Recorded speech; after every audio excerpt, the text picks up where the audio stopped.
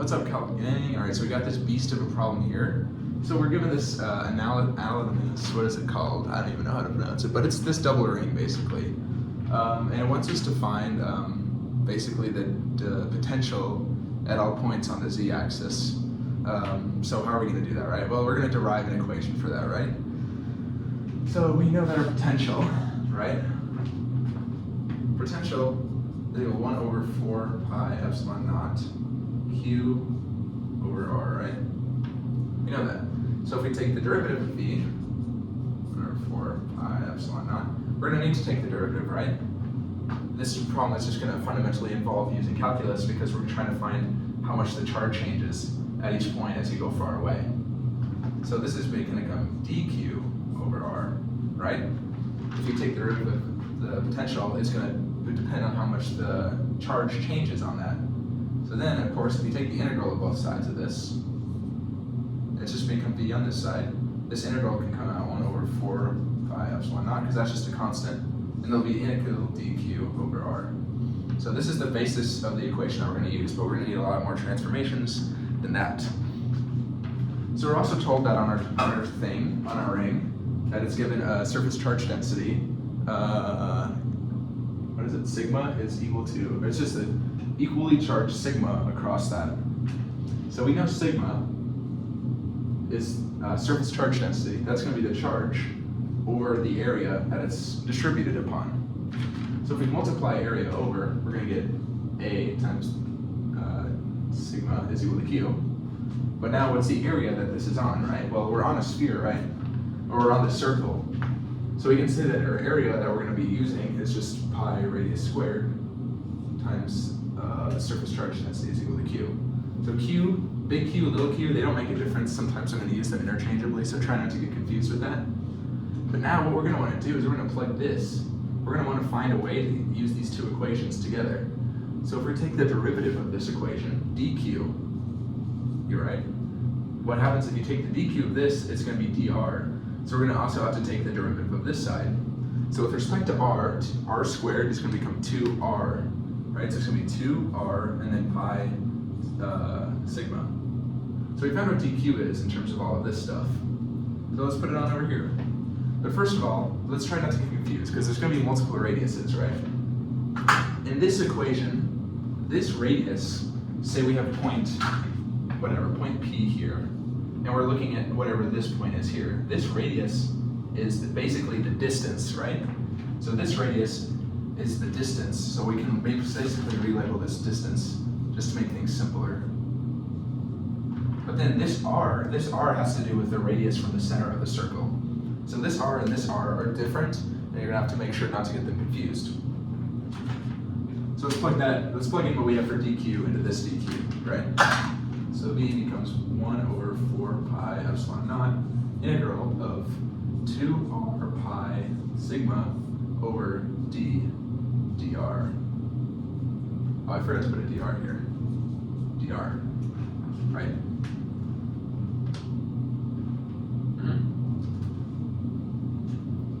Okay. So let's go to the next part. So this distance, right, this d is kind of ambiguous, right? What is this d equal to? Well, like I said here, it's going to be this distance, right? So we can think of this as a right triangle, right? There's going to be, so let me draw another triangle to illustrate my point. So this is point P, like I said. This goes down to the x, say this is the xy plane, right? This is x, this is y, and this is z. So it's going to hit some point here. So we know that this is z, we know that this is a right triangle. If it goes all the way around, it's going to keep making a right triangle. And then this is going to be a radius, right?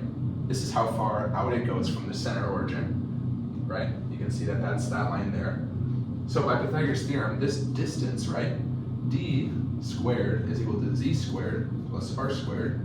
Take this square root of both sides, you're going to get d is equal to z squared plus r squared square root of that. So let's go ahead and plug that in for d, because we just found that. V is equal to 1 over 4 pi epsilon naught integral 2r pi gamma, or sigma, over square root of z squared plus r squared dr, of course, this stays. Okay, so what do we do next from here, right? Well, let's try to just simplify things a little bit. We can pull stuff out, right? We know this 2 pi is going to cancel, so let's cancel some things out. So this 2 is going to cancel with the 4, so it's just going to be, and then the r is going to cancel, or the r is going to stay, but it has to stay in the integral because we're integrating with respect to r, you can't pull it out. So the pi's are going to cancel, the 2 over 4 is going to cancel, so you're going to be left with sigma over 2 epsilon naught integral of r over square root z squared plus r squared dr. But now we're integrating with respect to r, so we're going to have to make some bounds for this integral, right? So this r, like I said, is the distance from the origin out to where we're integrating to. But we know we go from radius a, which is this inner line, to this radius b, which is the outer line. So if we're going to integrate with respect to r, the radius is going to go from radius r to radius b, or radius a to radius b. So that's just what we're going to do. We're going to go from radius a to radius b on this integral. So now we have everything we need to do this, right? All we need to do is solve this integral. So this integral is a u sub, right? We have an r squared on the top and an r on the top, so it's going to be hard to integrate if we do it normally. But we can say that u is equal to z squared plus r squared. Therefore du is equal to 2r dr. Divide the 2 over 1/2 du is equal to r dr. So v is equal to sigma over 2 epsilon, that stays out, a to b. So this r dr becomes 1/2 du, so we're going to have a 1/2 out front, and it's going to be du instead of dr, and then the top is just going to be square root of u. So the 1/2 can be brought out, 4 epsilon naught, right? Oh, never mind, okay, I'm confusing myself, guys. This question is really hard, but I just have to believe in myself, right? So it's going to be the integral from a to b of square root of u. So what is the integral of square root to u? Well, let's see. So integral of square root of u just becomes 2 square root of u from a to b, right? Because it's u to the negative 1/2. So if you add 1 to that, you're going to get u to the 1/2. You have to bring out the reciprocal of the exponent, which is 2 u to the 1/2, 2 square root of u. So let's bring this integral over here some more, do some more work with it. So of course it's going to go from a to b, but we have to plug in what we know for u back in. So bring the 2 out, we're going to get v is equal to, the 2 is going to be canceled out, so it's going to be, once again, sigma over 2 epsilon naught. Distribute, plug in what we know for u, so it's going to be square root of z squared plus r squared from a to b once again. So do it one more time. Sigma over 2 epsilon naught, square root z squared plus b squared, you plug in what you know for r because we integrated with respect to r, minus z squared plus a squared. Yep, and that's our answer for part A. So a whole lot of work to get done, and yeah, kind of hard, but that's how it is, you know. So, all right, 9 minutes and we just finished part A. So let's go to part B. We finished part A. Part B wants us to determine the electric field at all points on the z-axis, right? Okay, so you might be like, oh no, we have to do another whole thing again, right? We have to do the entire integration process again, but we really don't actually, because we know this cool equation. What equation do we know? We know that the electric field, the vector electric field, is the negative gradient of V. So we know V, but we have to take the gradient and then multiply it by -1. So if you don't know what the gradient is, if you haven't taken CALC 3, I do have a YouTube series on CALC 3, but you don't have to go watch that because I'm going to explain it. If you don't know what partial derivatives are either, you don't really need them for this question. So what the gradient is negative, so it's the partial derivative with respect to x, partial derivative with respect to y, and the partial derivative with respect to z times v. So if you don't know what the partial derivative is yet, basically what you're doing is you're going to take the partial derivative with respect to x of v. So is there any x's in here, right? Is there any x? So if you're taking the derivative of something with respect to x, but there's no x's in there, it's treated as a constant. So because there's no x's in here, it's going to be 0. So we can say that e is equal to negative. So for x, we found it was 0 because there's no x's in this. So let's take the partial derivative of this with respect to y. So partial derivative with respect to y, there's once again no y's. So because there's no y's, we're basically not finding anything. It's just a constant. So it's also going to be 0 in the y direction. But then in the z direction, there are z's in this. So we're taking the derivative with respect to z. So all we have to do is take the derivative of this, which becomes pretty nasty. But let's take the constant out. So it's going to be sigma over 2 epsilon. So taking the square root of that, right? So we do chain rule. So we're going to take all of that to the 1/2. So minus 1 becomes negative 1/2. And then you add the negative 1 over 2. Or hold on, what do you think? What do you think about this? Yeah, it goes to the 1/2. So it becomes 1 over square root of z squared plus b squared. Then by chain rule, of course, you have to multiply the inside. So it becomes 2z, right? Is the inside. And then we also meant to make sure that the exponent comes down. So it's going to become negative 1/2. I think so. Or is it just 1/2? That's just 1/2. Okay, there's just a 1/2. I don't know why I said negative. My bad. I'm not even that good at calculus, to be honest. Okay, so then 1/2, of course, the 2's are going to cancel. But we have to do the next part of it. All right, so it's negative. Then once again, same thing. It's going to be 1 over square root of z squared plus a squared. But there's a 1/2 because the exponent comes down. But then by chain rule, you have to put the 2z, and then it becomes all of this. So if you simplify this, you're going to get e is equal to negative 0, 0. The 2's are going to cancel, so the constant stays the same to epsilon naught. Then it becomes z over square root of z squared plus b squared minus z over square root of z squared plus a squared. Clean that up a little bit. Right. Grab that.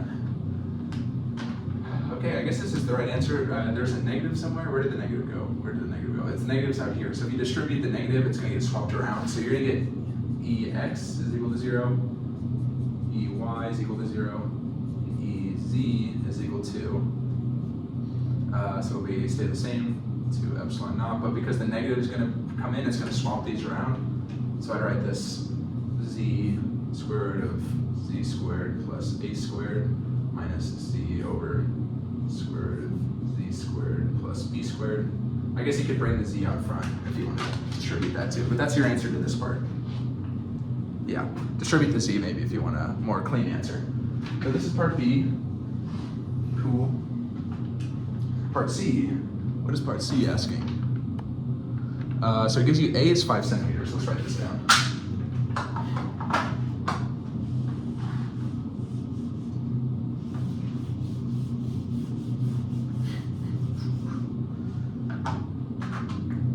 So A is equal to 5 centimeters. B is equal to 10 centimeters.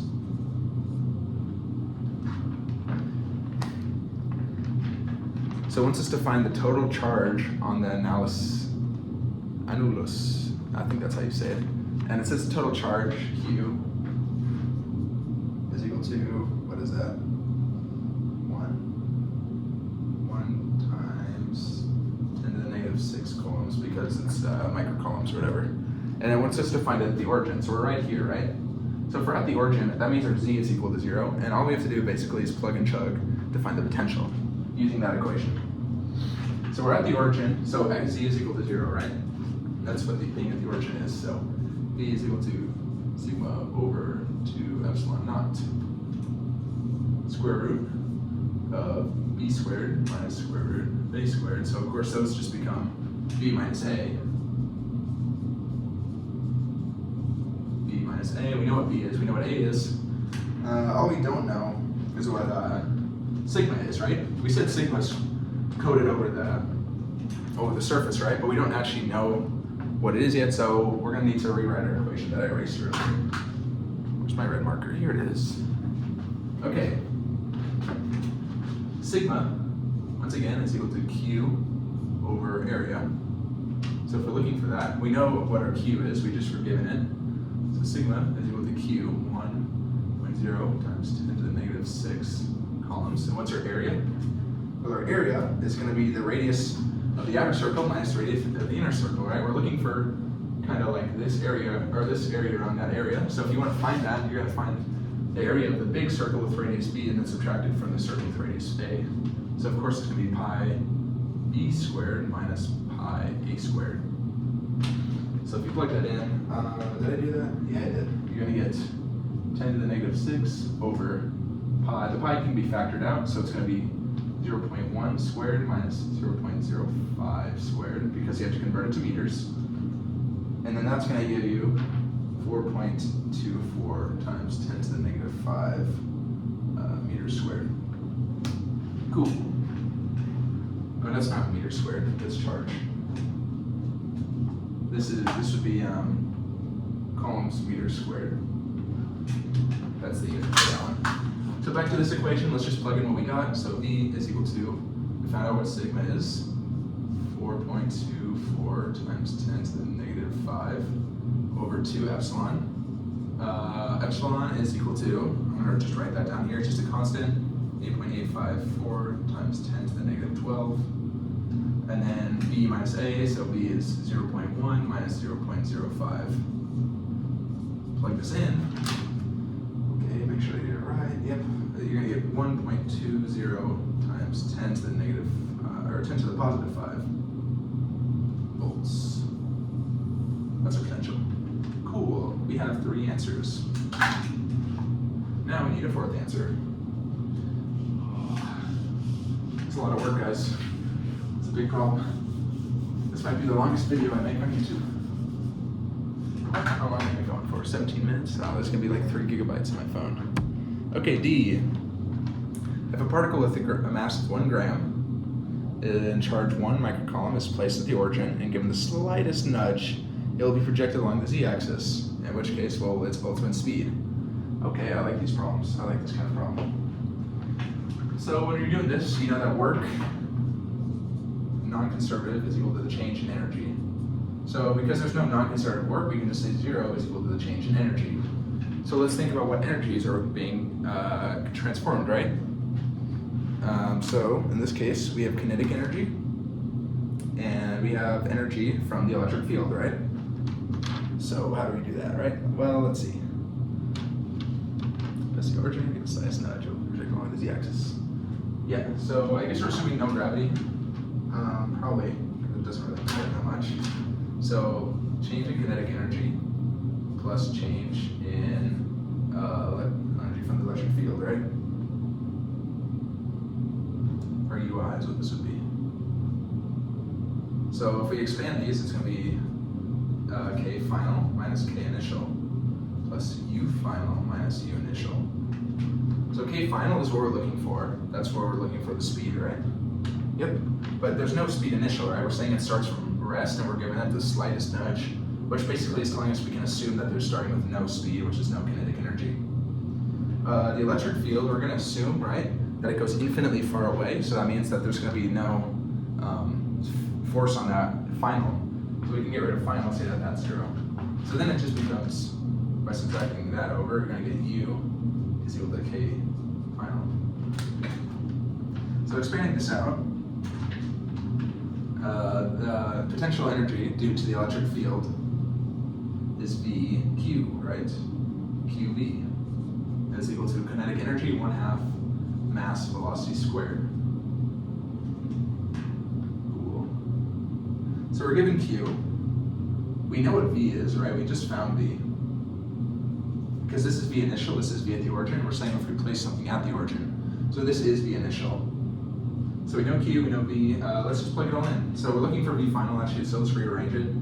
So V final squared is going to be, multiply the 2 over 2QV and then divide by mass. Then take the square root, we're going to get V final is equal to the square root of 2QV over mass. So let's just plug in what we got. V final is equal to the square root. So the Q is, what is the Q? 1 microcoulomb, so 10 to the negative 6 times Q. All right, I already got Q, I forgot the 2, so the 2 goes there. The volts we found 1.20 times, or the potential difference, 10 to the 5, goes there, and then the mass, 1 gram, so we have to divide that by 1,000, so 10 to the negative 3. Plug this in. you're gonna get 15.5 meters a second as our velocity final. So there we go, guys. We did it. We solved all the problems. It only took me 20 minutes and I made no mistakes at all. So hopefully I don't make any mistakes later. So yeah, thanks for watching, guys. I'll see you in the next video. And yeah, thanks for watching. Peace.